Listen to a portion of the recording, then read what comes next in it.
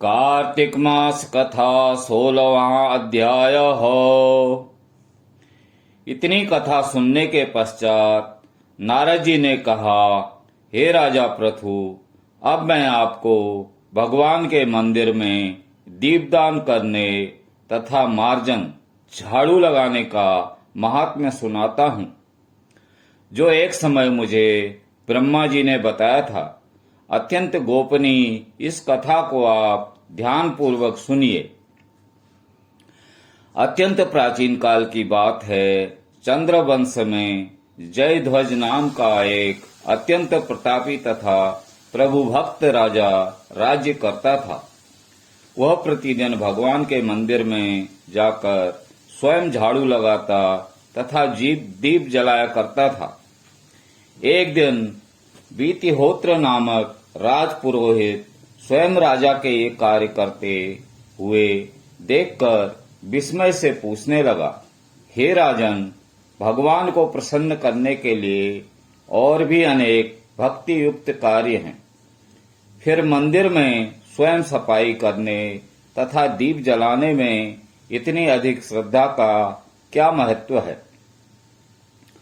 राजा ने हाथ जोड़कर अत्यंत विनम्र भाव से कहा, महाराज, इस संबंध में मेरे पूर्व जन्म का एक अत्यंत विस्मयकारी इतिहास है, जो श्रीमद कृपा से मुझे इस जन्म में भी याद है। यदि आपका आदेश हो तो वह घटना मैं आपको सुनाऊं। पूर्व जन्म की वह घटना सुनाते हुए राजा जयध्वज ने कहा, सतयुग में स्वरोचित मवंतर में वेद वेदांगों का जानने वाला एक ब्राह्मण था, जो अत्यंत विद्वान होते हुए भी दुष्कर्मों में लिप्त रहता था। उसके खोटे कर्मों के कारण उसके बंधु बांधवों ने उसका परित्याग कर दिया था। एक दिन भूख प्यास से अत्यंत दुखी हो वह घूमता फिरता नर्मदा नदी के तट पर जा पहुंचा और वहीं पर उसने अपने प्राण त्याग दिए। उसकी स्त्री भी व्यभिचारिणी थी, अतएव उसके बंधुओं ने उसे भी घर से निकाल दिया था। उसी के गर्भ से अत्यंत पापी मैं उत्पन्न हुआ था। उस जन्म में मेरा नाम दंडकेतु था। दूसरों की स्त्रियों, वैश्याओं तथा धन के लिए मैंने गो, पशु तथा अनेक मनुष्यों की हत्याएं की और इस प्रकार पापपूर्ण जीवन व्यतीत करता रहा। एक रात्रि को किसी दूसरे की स्त्री से भोग करने की इच्छा से मैं एक सूने देवालय में गया। वहां जाकर मैंने वस्त्र के स्थान साफ किया और दीपक जलाया।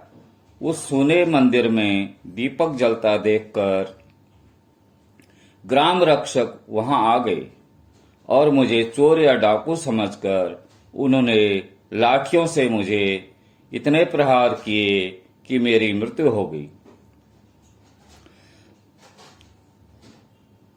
प्राण निकलते ही भगवान के दूत वहां आ गए और मुझे सुंदर विमान में बैठाकर बैकुंठ को ले गए। कार्तिक के महीने में भगवान के मंदिर में झाड़ू लगाने तथा दीपक जलाने से मुझे इतना फल मिला कि कई कल्प तक स्वर्ग में सुख भोग कर अब मैंने चंद्रवंश में जन्म लिया है। यदि श्रद्धा और भक्ति पूर्वक यही क्रिया कार्तिक के पूरे महीने में की जाए तो उसके पुण्य का तो क्या ही कहना, उसका वर्णन ब्रह्मा जी भी नहीं कर सकते। एक अन्य कथा सुनाते हुए नारद जी ने कहा, हे राजा पृथु, अब दूसरे के दीपक जलाने का महात्म्य सुनो।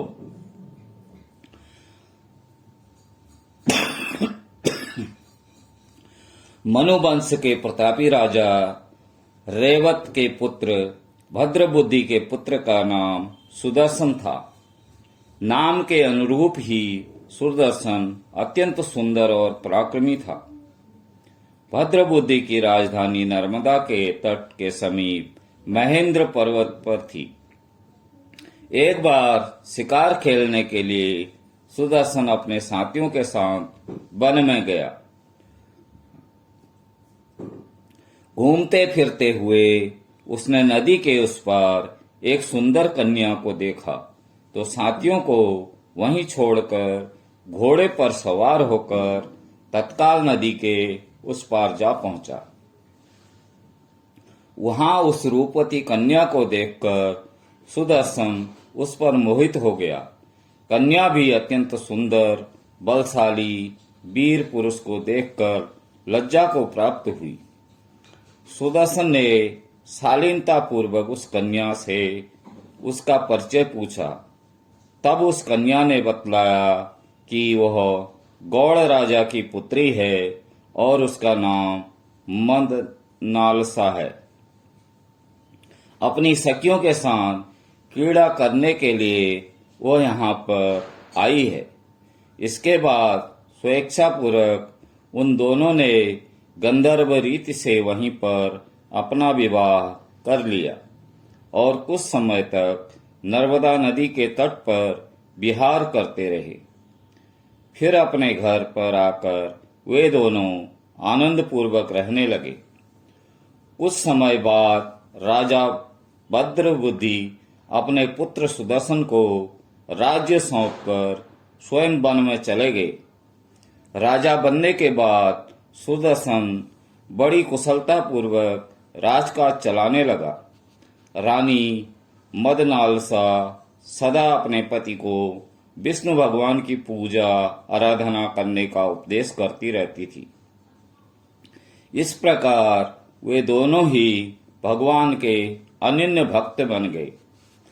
राजा सुदर्शन ने रानी की प्रेरणा से भगवान का एक स्वर्ण मंदिर बनवाया। दोनों ही उसमें प्रतिदिन भगवान का पूजन तथा कार्तिक मास में दीपदान किया करते थे।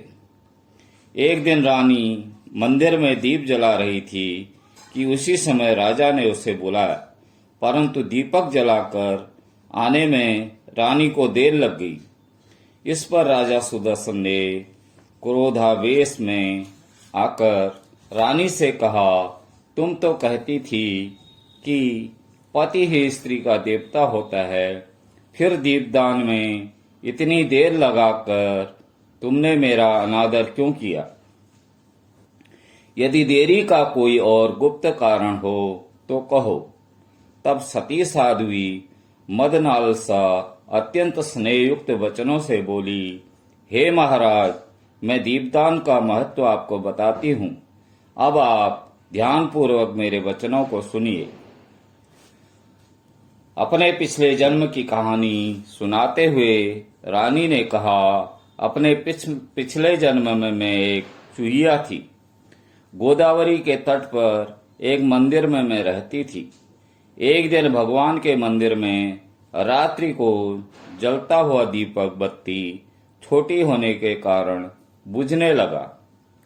मैंने घी खाने के लोभ से बत्ती को मुंह को पकड़कर उठाया। मेरे ऐसा करने से दीपक की लौ तेज हो गई, परंतु साथ मेरा मुंह भी जल गया। इससे मैं मृत्यु को प्राप्त हुई, क्योंकि रात्रि के समय भगवान का दीपक प्रज्वलित करते हुए मेरी मृत्यु हुई थी। इस कारण मैंने ऐसा सुंदर रूप पाया और आपकी रानी बनी। यदि कोई श्रद्धा पूर्वक भगवान के मंदिर में दीपदान करता है तो उसके फल का तो कहना ही क्या है। अपनी रानी के मुख पर यह वचन सुनकर राजा सुदर्शन ने आजीवन कार्तिक मास का व्रत करके भगवान के मंदिर में दीपदान किया और अंत में वैकुंठ को प्राप्त हुआ। इति 16वां अध्याय समाप्तम। भज मन नारायण नारायण नारायणं श्रीमन नारायण नारायण